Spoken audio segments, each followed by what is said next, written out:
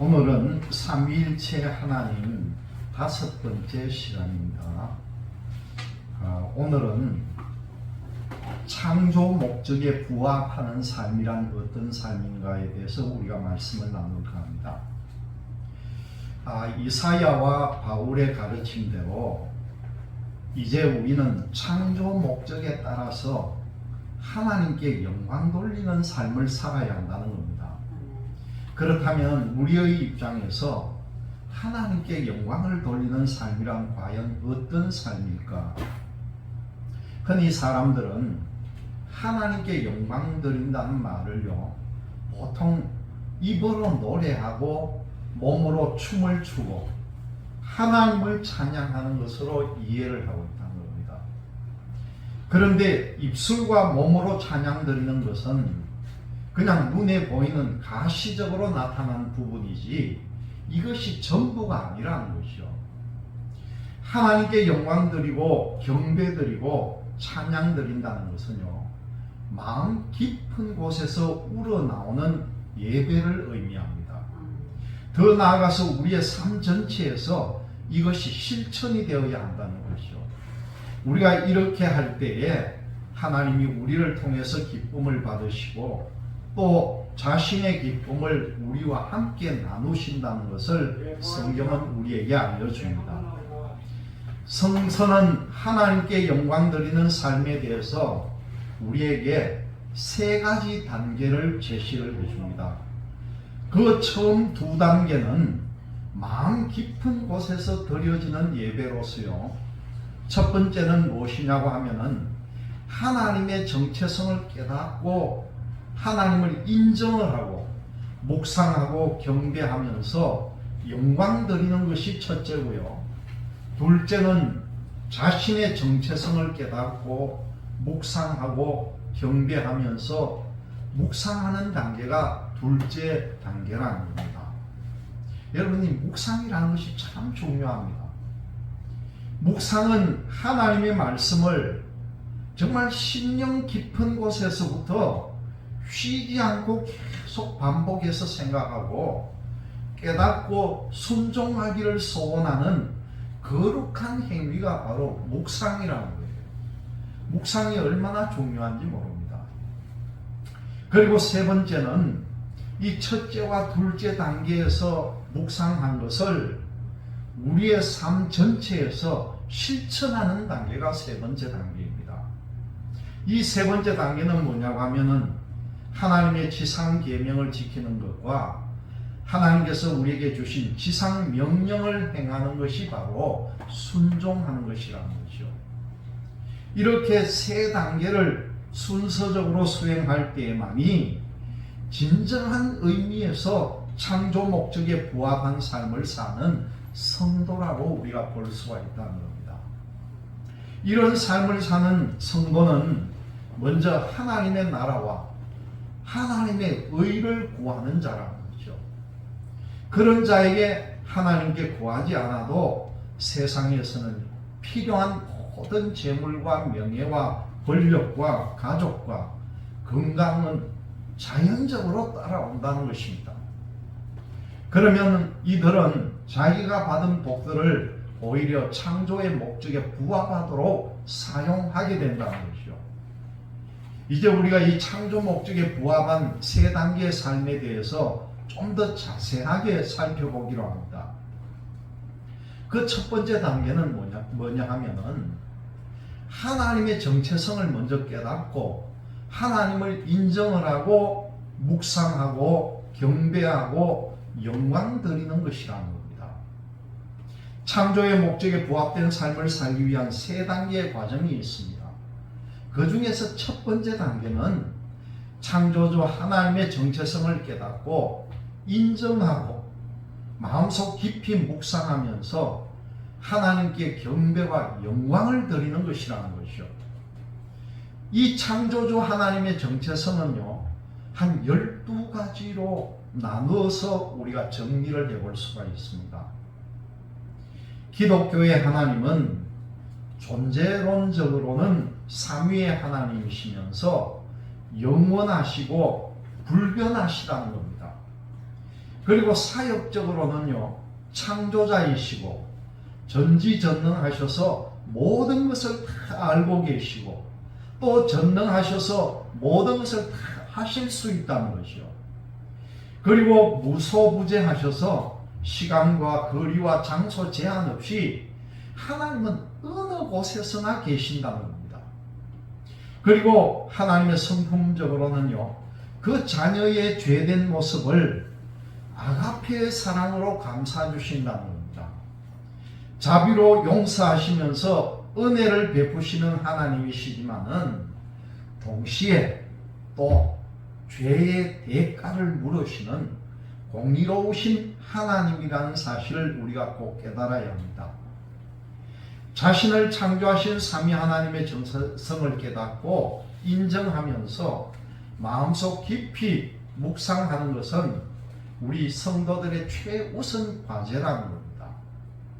이것은 마치 육신의 자녀들이 부모의 정체성을 인정하고 효도하는 것과 똑같다는 거예요. 여러분, 매일 아침에 일어나면은 자식은 부모의 방에 들어가서 부모의 안부를 묻고 또 존경심과 고마움을 표현하면서 감사하는 자식을 우리는 뭐라고 합니까? 진짜 효자다, 그렇게 말하잖아요. 반면에요, 매일 아침마다 부모에게 자신의 필요한 것만을 요구하는 자식은 불효자라는 겁니다. 이와 마찬가지로 하나님과 그리스도인과의 관계는요, 하나님의 하나님 되심을 인정하면서 감사하는 성도만이 진정한 하나님의 자녀라는 것이죠. 이렇게 매일 삼위 하나님의 이 12가지 정체성에 대해서 경배드리고 찬양하고 영광을 드릴 때에 그 창조의 목적에 부합된 성도로 가는 처음 단계가 시작이 된다는 것입니다. 이런 크리스찬이 영적 효자로서 하나님께 영광을 드리며 하나님을 기쁘게 하는 자이고요, 하나님이 주시는 진정한 행복을 누리는 삶의 첫 단추를 잠근 자다, 그렇게 말합니다. 이제 하나님의 정체성 그 12가지 중에서 그 첫 번째로 존재론적인 속성의 하나님에 대해서 알아보고자 합니다. 삼위의 하나님, 자존하신 하나님, 영원하신 하나님, 불변하신 하나님이 여기에 해당하는데, 우리가 창조의 목적에 부합된 삶을 살기 위해서는 매일같이 이 하나님의 정체성을 공부하고 암기하고 마음속 깊이 묵상하고 인정하고 고백하는 그런 과정을 반복해야 한다는 겁니다. 시편의 말씀을 한번 봅니다. 시편 1편 2절 말씀입니다. 오직 여호와의 율법을 즐거워하여 그의 율법을 주야로 묵상하는도다. 시편 77편 12절 말씀입니다. 또 주의 모든 일을 작은 소리로 읊조리며 주의 행사를 낮은 소리로 되뇌리이다.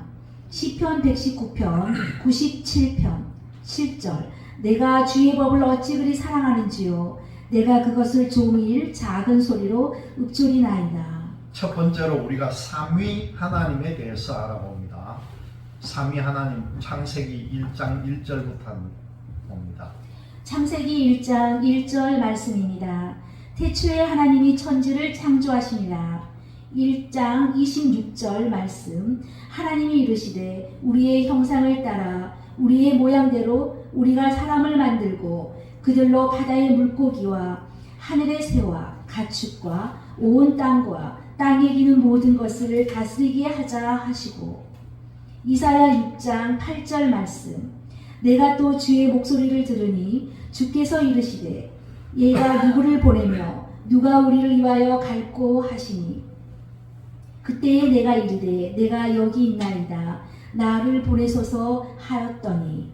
마태복음 28장 19절 말씀.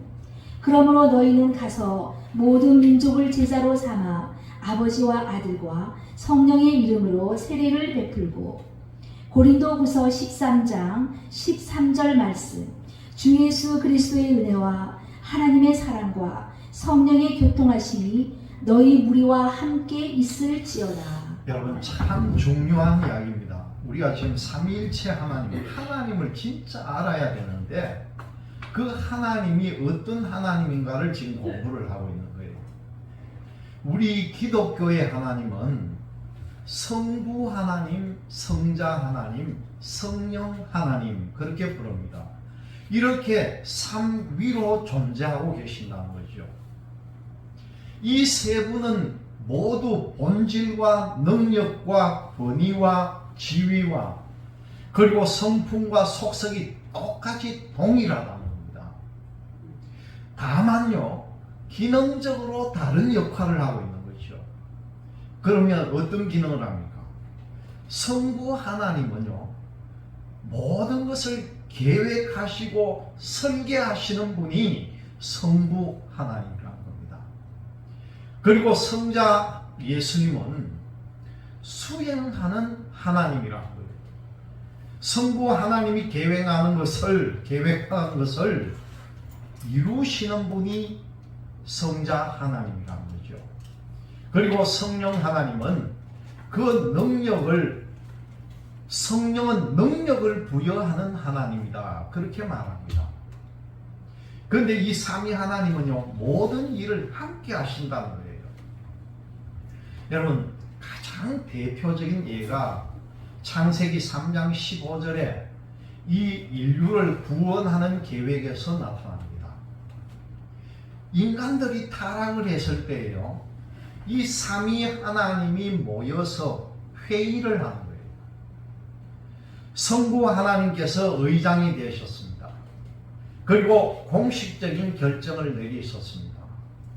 그 결정에 따라 가지고 성자 하나님이 인간과의 관계에서 구원 계획을 수행해 나가셨고요. 성령 하나님은 이 일이 잘 수행이 되도록 성자 하나님에게 능력을 부여해 주셨다는 거죠. 이렇게 삼위 하나님의 관계는 서로가 역동적입니다. 그래서 서로 모든 것이 동등하지만은 삼위 하나님은요, 서로에게 겸손하게 대하시고 또 서로가 서로를 높이시고 서로 존경하면서 서로 사랑하는 모습을 보여주신다는 겁니다. 이런 역동적인 관계성은 삼위 하나님이 스스로를 증거하지 않고 서로 상대방을 증거하는 모습에서 잘 나타나 있다는 거예요. 시간이 없기 때문에 여러분들에게 상세하게 이 말씀의 내용을 전하진 못하지만은 성부께서는 성자를 증거하고 또 성자는 성부를 증거하고요. 또 성자는 성령을 증거하고 성령은 성자를 증거하는 내용들이 성경 곳곳에서 나오고 있습니다. 삼위 하나님은 겸손하셔서 스스로 자신을 높이지 않으신다는 것이죠. 특히 예수님께서는 공생의 기간 동안에요, 자신이 하는 모든 일은 성부 하나님으로부터 오는 것이라는 것을 여러 차례 증거를 합니다. 예수님은 창조 사역도 성부 하나님의 계획에 따라서 수행했다. 그렇게 하고요. 겸손히 성부 하나님을 만유보다 크신 분이다. 그렇게 높이고 계신다는 것이죠. 또한 예수님은 자신을 이 땅에 보낸 분이 성부 하나님이라고 증거를 하고 계십니다. 성부 하나님께서 구원받은 자들을 미리 예정해서 자신에게 주셨고 이들에게 성부 하나님의 이름을 나타내는 것이 성육신의 목적이다. 그렇게 요한복음에서는 말씀합니다. 또한 성부 하나님이 성자 하나님에게 모든 것을 맡기고 권세를 부여하셨고요. 심판할 권세도 주셨다. 그러면서 성부 하나님을 높이는 대목들이 나옵니다. 삼위 하나님에 이르는 역동적인 관계는 우리 크리스천들에게 모범이 된다는 거죠. 기능적으로 다른 역할을 하면서도 본질적으로 하나이시고 서로 겸손하고 존경하면서 사랑의 관계를 맺어가시는 모습을 우리 하나님의 자녀들이 본받아야 된다는 것입니다. 이를 위해서 예수님은 십자가 사건을 바로 앞두고요, 제자들이 우리처럼 하나 되게 해달라, 그런 기도를 드립니다. 하나님의 자녀들이 삼위 하나님의 속성을 닮아서 이런 역동적인 관계성을 맺을 때에 이들을 통해서 많은 영적인 열매들이 자라난다는 것이죠.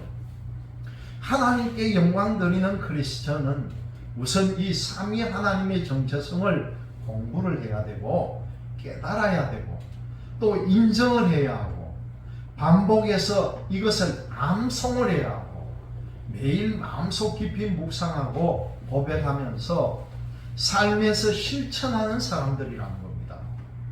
이런 크리스천은 창조의 목적에 부합된 사람들로서 하나님이 주시는 진정한 행복을 맛보면서 살아가는 사람들입니다. 이제 두 번째로 자존하신 하나님에 대해서 알아보겠습니다. 이사야 41장 4절 말씀입니다. 이 일을 누가 행하였느냐? 누가 이루었느냐? 누가 처음부터 만대를 불러내었느냐? 나 여호와라. 처음에도 나요, 나중 있을 자에게도 내가 곧 그니라.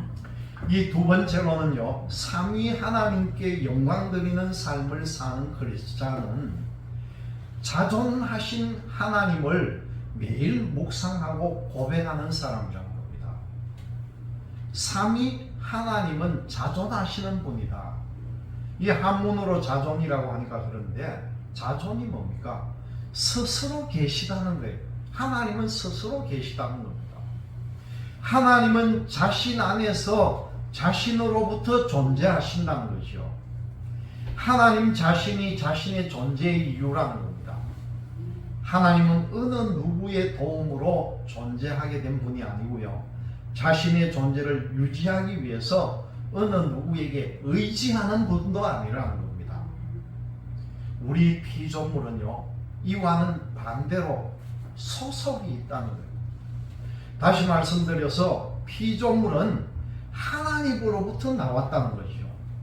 그리고 하나님에 의해서 존재하고요, 하나님을 위해서 존재하는 이 존재가 우리라는 겁니다. 피조물은 결코 스스로 존재할 수가 없습니다. 오로지 하나님에 의해서만 존재할 수가 있다는 것입니다.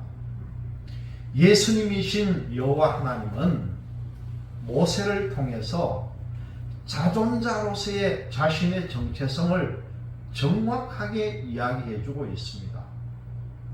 모세가 여호와께 묻습니다. 나를 보내신 자가 누구라고 이스라엘 백성들에게 얘기해야 합니까? 그렇게 하나님께 물어봅니다. 그때 여호와가 뭐라고 합니까?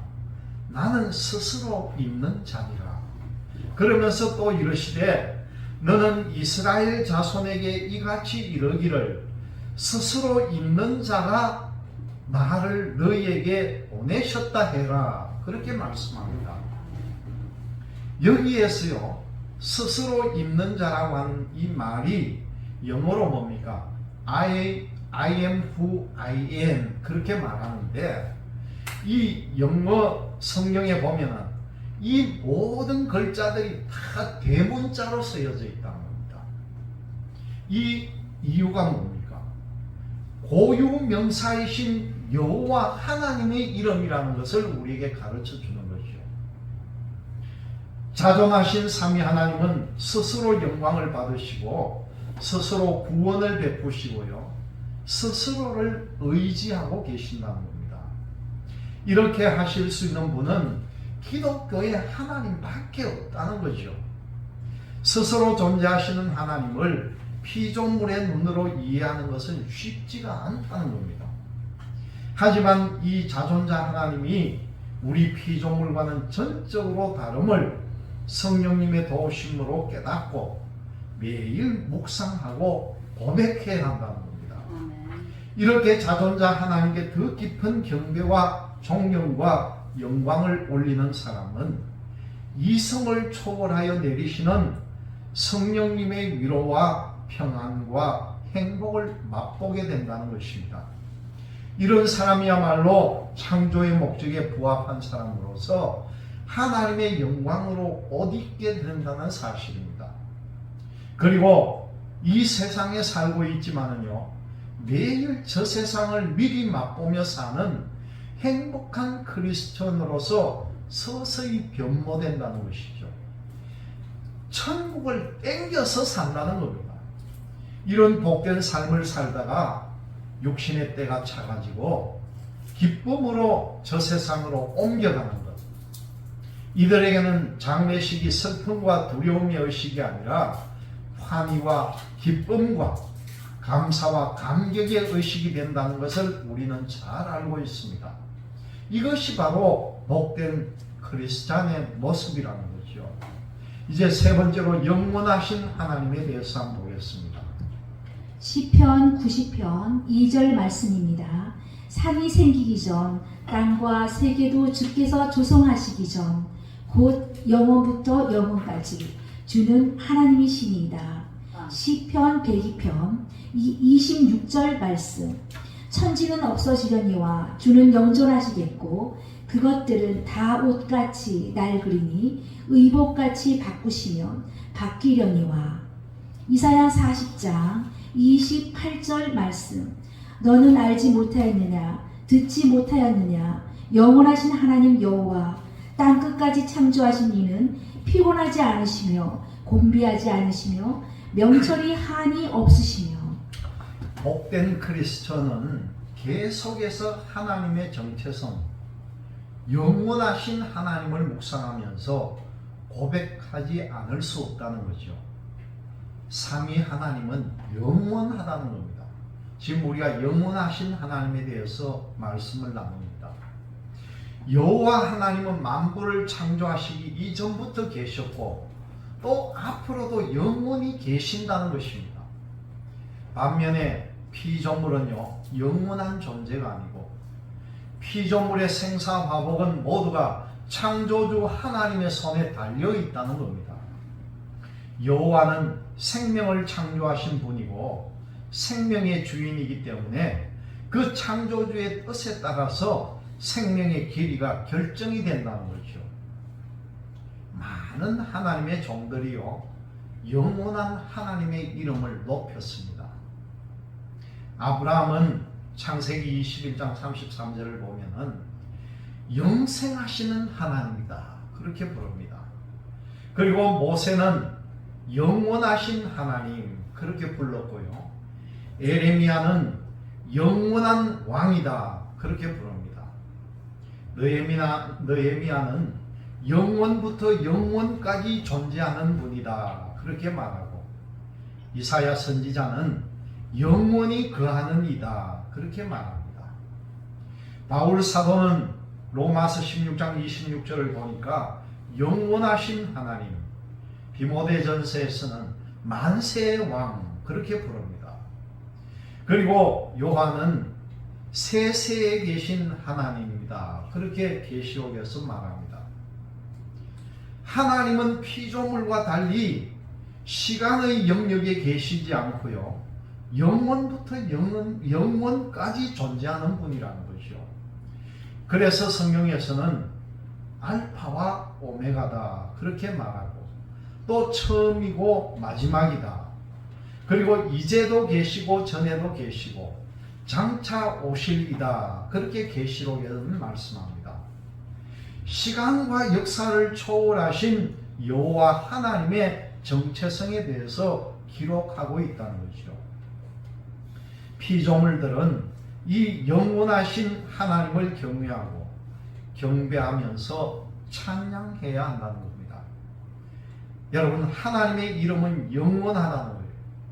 하나님의 보좌도 영원하고 하나님의 능력도 영원하고 하나님의 인자하심도 영원하고요, 하나님의 나라와 하나님의 통치도 영원하다는 것을 우리가 알아야 합니다. 이 영원하신 하나님의 영원성이 십자가 사건을 통해서 크리스천들에게 전이가 되어 왔다는 겁니다. 크리스천은 이 영원성을 전이받은 복된 존재들입니다.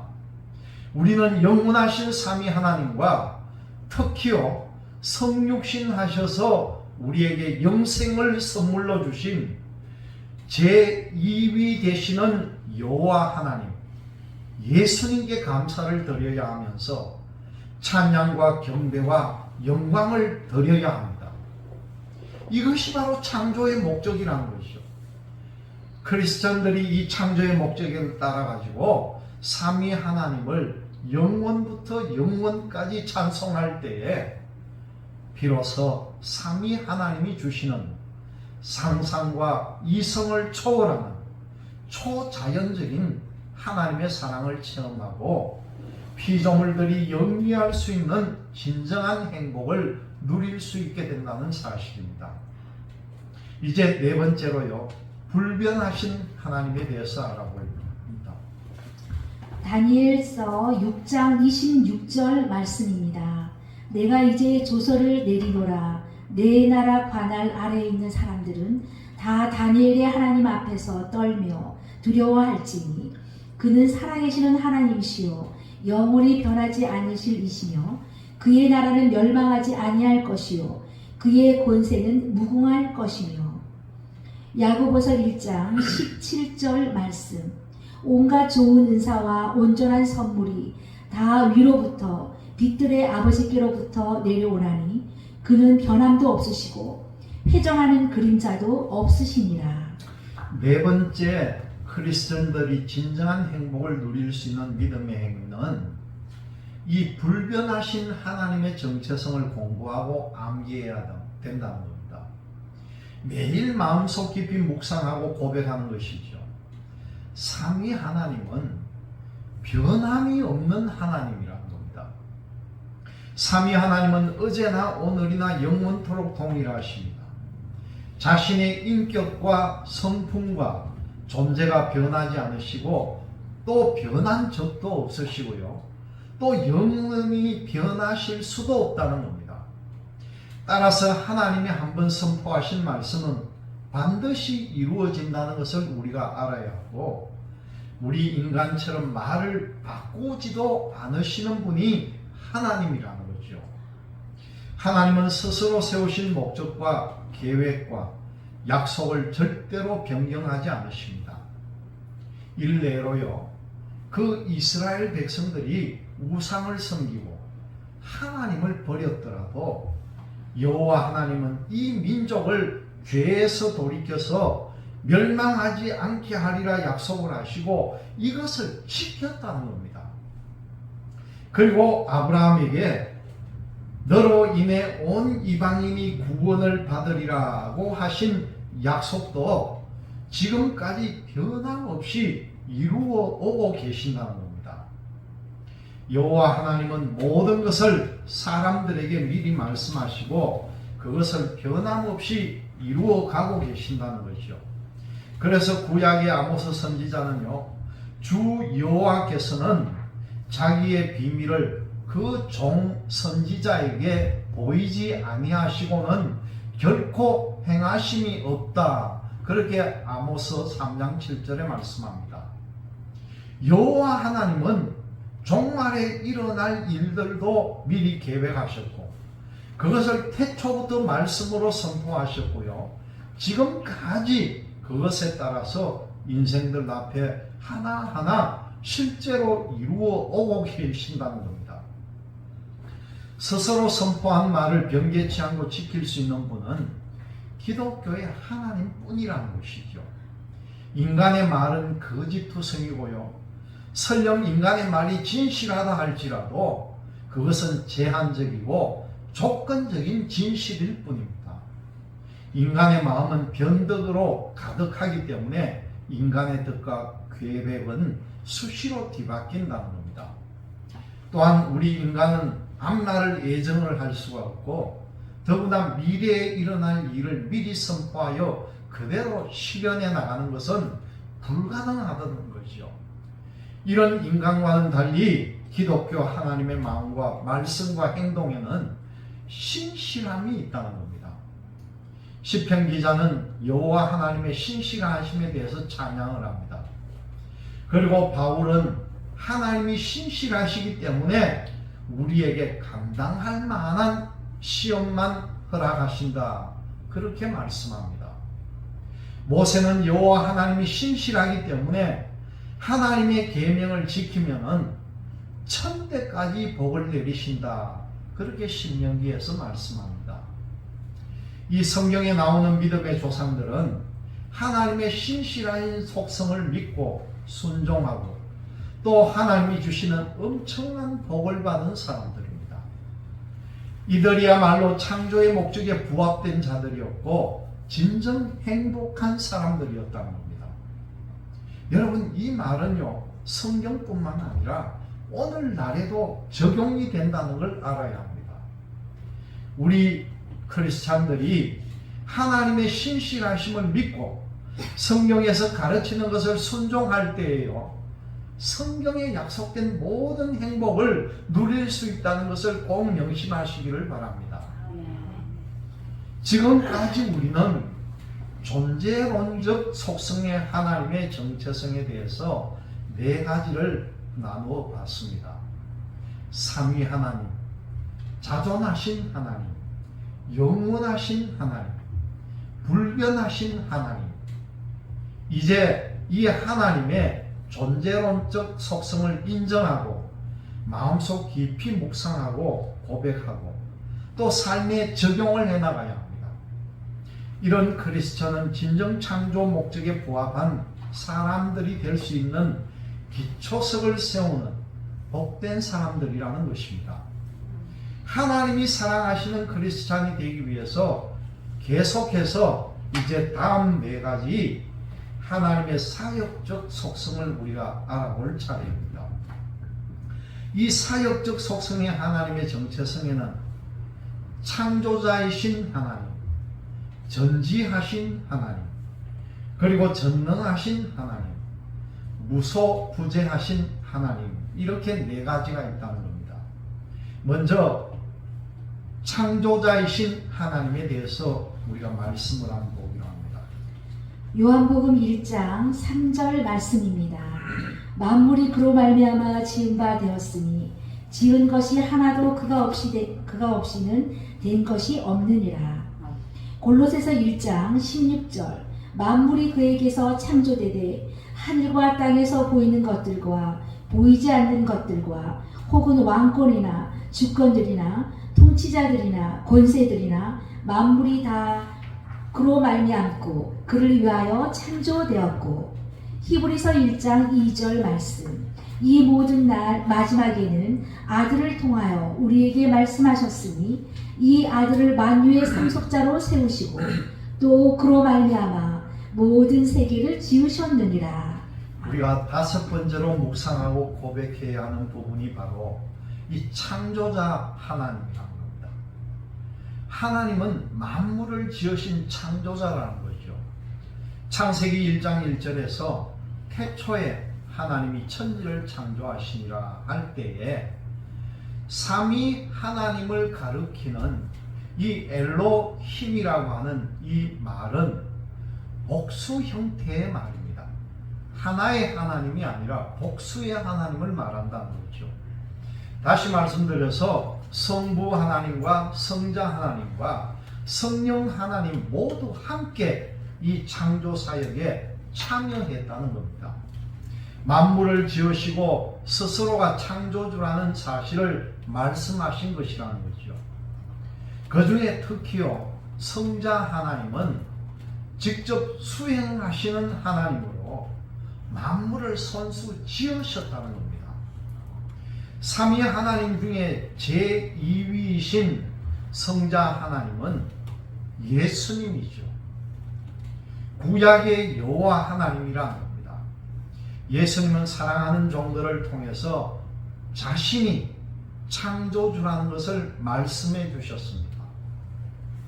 이사야에게는 친히 뭐라고 했습니까? 이사야서 45장 12절 말씀을 보면은 내가 땅을 만들고 그 위에 사람을 창조했다, 그런 말씀이 나옵니다.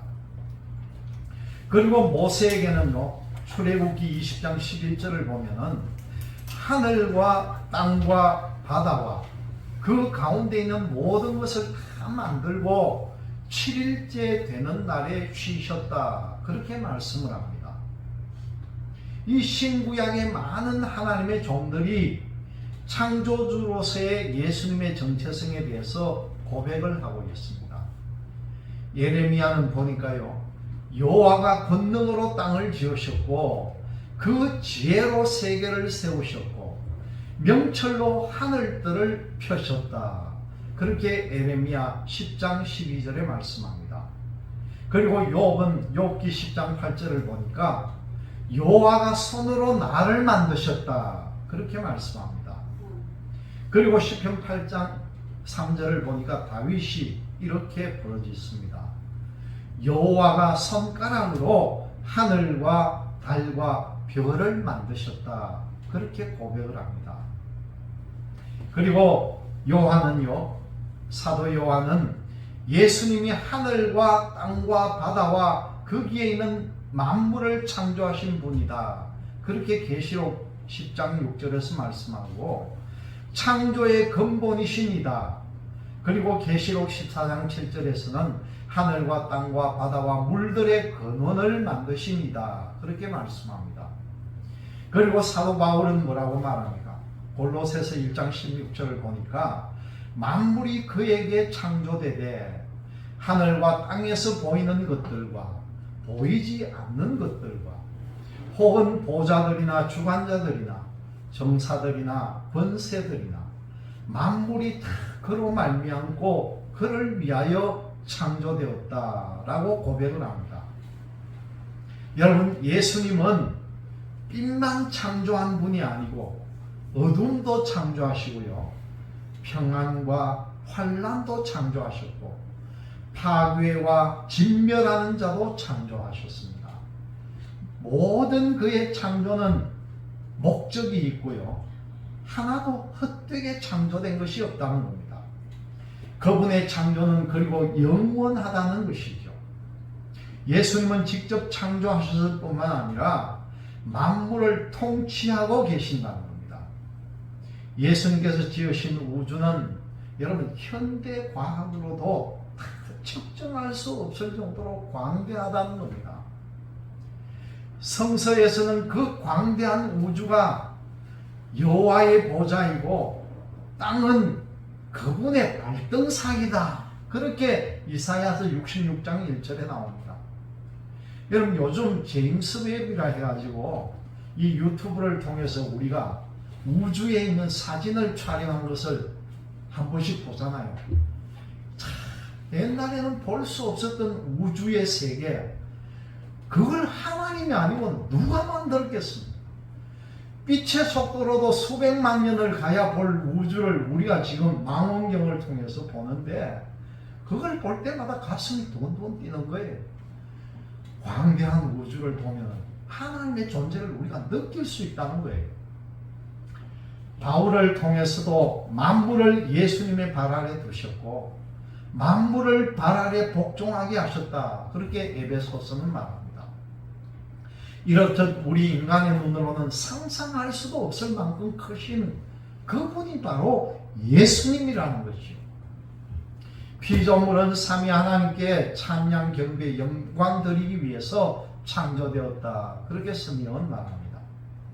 따라서 우리는 늘 삼위 하나님의 정체성을 묵상하고요, 특히 우리와 직접 관계하시는 창조주, 그것도 예수님, 너무나 크시고 존귀하시다는 사실을 인정을 하고 예수님을 묵상하시기를 바랍니다. 그리고 그 큰 창조주 앞에서 정말 나 자신은 나약한 피조물이라는 것을 늘 고백하면서 살아야 합니다. 여러분, 예수님은 창조주 하나님이십니다. 피조물인 나의 생사와 복을 주관하는 분이라는 것이죠. 우리는 예수님의 영광을 위하여 창조되었다는 것을 꼭 명심하시기를 바랍니다. 예수님은 찬양과 경배와 존귀와 영광을 받으시기에 합당하신 분입니다. 우리가 늘 이 고백을 하고 또 이 고백을 하는 사람이 겸손한 사람이고요, 삼위 하나님이 기뻐하시는 자녀가 또 창조의 목적에 부합된 행복한 크리스천이라는 사실을 꼭 명심하시고 삼위 하나님께 영광 돌리는 믿음의 성도들이 다 되시기를 바랍니다. 이제 다음 시간에 6번째 전지하신 하나님에 대해서 우리가 말씀을 나누기로 하겠습니다. 기도하겠습니다.